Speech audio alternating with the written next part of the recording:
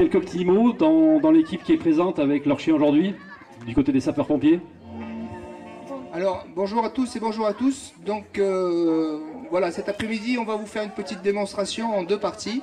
Donc, une première partie qui va pas tarder, dès que j'ai terminé de parler. Et une partie, je crois que c'est 15 heures. 15 heures ou 15 heures, enfin voilà, dans ces eaux-là. Voilà, donc on va essayer de vous démontrer un petit peu le travail de recherche chez les chiens sapeurs-pompiers dans le domaine du secours. Parce qu'on a la chance aujourd'hui d'avoir le club canin de Aspres qui fait du chien de sauvetage mais au niveau sportif. Donc bien que les gens fassent bien la différence entre le sport avec un chronomètre et du pointage et entre du domaine du secours avec une culture de secours. Voilà. Donc là, on va essayer de démontrer sur plusieurs exercices la formation qui est effectuée, qui dure environ 2 ans chez les sapeurs-pompiers. Donc on a des chiens aujourd'hui qui ont entre 6 mois et 12 ans et demi. 12 ans et demi, un chien retraité qui sera là et vous allez voir que à 12 ans et demi on continue quand même à travailler. Voilà, donc la seule chose que je demanderais c'est qu'au niveau des gens qui se trouvent là-bas derrière les barrières, qu'il n'y ait pas de chien en liberté, éventuellement qu'il reste bien derrière les barrières, il n'y aura pas de souci, mais c'est pour éviter de gêner le chien et surtout, enfin gêner le chien, gêner les gens qui vont avoir le chien entre les pattes. Voilà.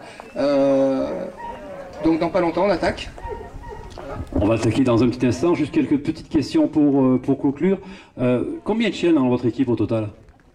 Alors là, j'ai en charge donc, de la formation, je suis conseiller technique départemental au niveau des sapeurs-pompiers des Hautes-Alpes, au niveau de la sécurité civile. J'ai en charge la formation des chiens de recherche des Alpes d'Haute-Provence, donc du 04 et du 05. Donc dans le 05, nous sommes 4 chiens avec 3 équipes, et nous avons dans le 04 3 équipes avec 3 chiens. Voilà. Intervention, ça peut être tremblement de terre, ça peut être au niveau de la montagne, ça peut être avec la neige. Vos chiens sont habilités à passer dans tous les sens? Alors en ce qui concerne la neige, c'est une formation bien spécifique qui se fait auprès d'un organisme associatif qui s'appelle l'ANENA, l'Association nationale de l'étude de la neige et des avalanches, qui est une formation spécifique en montagne, pour travailler en haute montagne. Nous, avec nos chiens, nous faisons de la recherche de personnes ensevelies sous tout type de gravats, des matériaux, des glissements de terrain, des coulées de boue, des effondrements de maisons suite à explosion, suite éventuellement au séisme, on n'a pas eu cette chance encore de partir à l'étranger, et la recherche de personnes égarées. Donc la recherche de personnes égarées, dans le cas de prompt secours, dans le cas où justement il y a une notion de disparition inquiétante. Voilà, sous le support de la gendarmerie bien entendu. Voilà, ça c'est le cadre secours à notre niveau. Nos chiens travaillent en neige aussi. Parce qu'à partir du moment où quand il y a des coulées de neige et qui impliquent des habitations où il y a des matériaux, des choses comme ça, nous pouvons intervenir. Après, tout ce qui est montagne pure, avalanche, c'est une formation spécifique qui est faite avec l'organisme que je disais tout à l'heure, où là ce sont les pisteurs secouristes, ce sont les gendarmes, ce sont les CRS, c'est vraiment une formation avalanche. Voilà. Au niveau des chiens, c'est une race particulière que vous utilisez, et est-ce qu'il y a un âge requis? Vous les prenez chiots ou un chien qui peut avoir 3-4 ans peut être habilité avec un dressage à faire ça?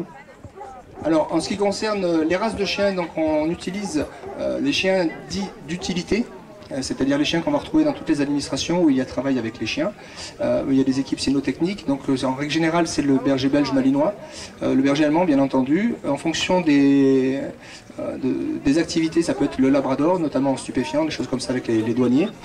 Sinon, en règle générale, ce sont des chiens dits d'utilité, voilà, qu'on retrouve en règle générale partout.